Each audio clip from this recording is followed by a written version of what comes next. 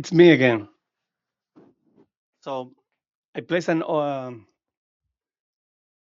have been talking about experiencing problems with the 1500 appliances. So in this particular customer, the one that you see on the screen, Yoda, uh, they had they have right now a 1500 firewall that is faulty and has been failing like for a long time and for almost like 2 months by now. So I do factory resets. I have to turn on, turn off. I do a factory reset, factory reset, factory reset. And unfortunately, the subscription of the license for that device was on the edge of the SMB package. So I have to put a temporary a trial so I can figure out what the heck is going on. So at the end, I was just losing my mind because in that particular season when this device was failing, there were other two devices like Blue Studio and another customer that their 1500 were failing. So I said, heck with that. I'm going to move to a 2500. I'm going to talk to my customer into getting this brand new device, like brand new. Like I can show you the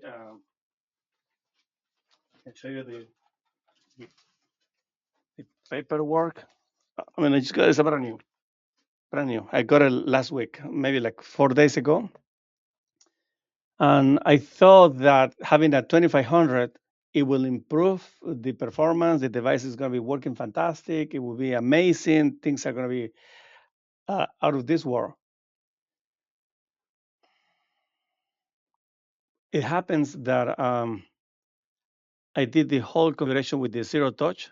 Here, let me see. I can show you here. Yoda. And I was hesitant to believe that this will work. And actually, I saw the device here in the inventory. I claimed attached to the template. I went to the portal. I created a plan for this device. I attached the whole process with the MSP program. I connected to the MSP program. I connected to the pay as you go.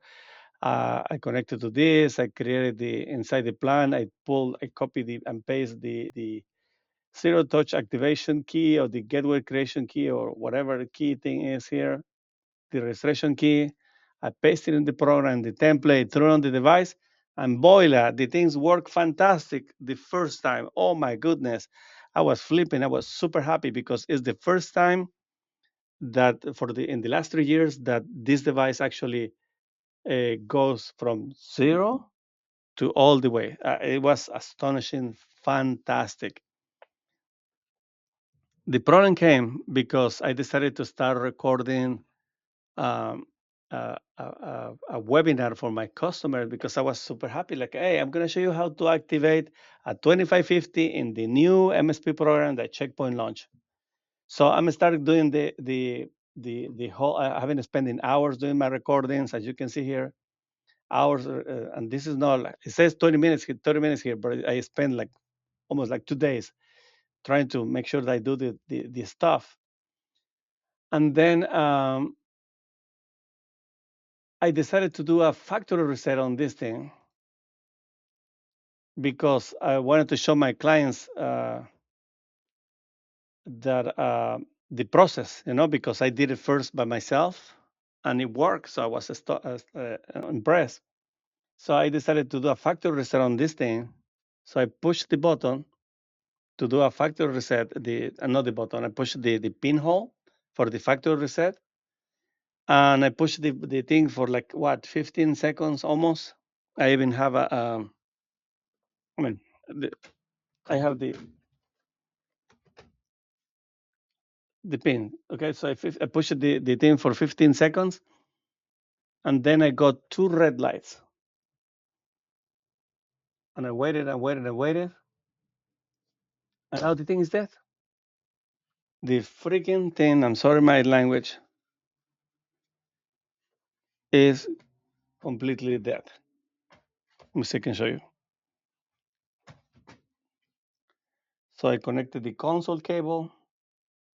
I downloaded the latest firmware update, the latest firmware, and this thing don't do a thing. and it's a brand new device.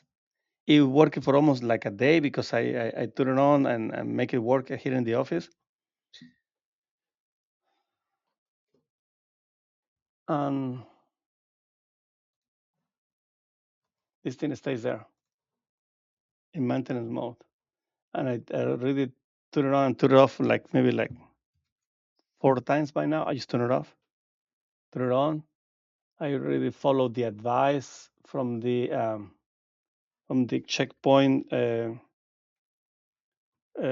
technical support that I should go for the option 7, and I did it. I'm very experienced now with doing this because I have been doing this for so many times, and the device is a dead body. And according to this, according to Carland from tech support, he said that I need to create a, I need to do a, I need to perform a fresh, clean install on the firmware, which this is the third time that I do it. I downloaded the firmware from here, and if the device is still down, we need to do an RMA. Out of this world. Having experienced so many problems that I think something needs to happen inside the checkpoint team that is in charge of this. I don't know how if I'm the only one experiencing problems. I don't think so. Something needs to happen inside checkpoint, to be honest. In this particular, whoever's in charge of this is not fair. This is not fair. I spend so much time troubleshooting something that has been that I think that the troubleshooting that I'm doing is something that have to be done inside the R&D checkpoint team before these guys release it. Otherwise, you need to hire me and you need to pay me really good so I can spend time like this troubleshooting the stuff that has to be done in checkpoint because this is too much. This is too much. This is too much. My customer has been out of service for almost like a month now.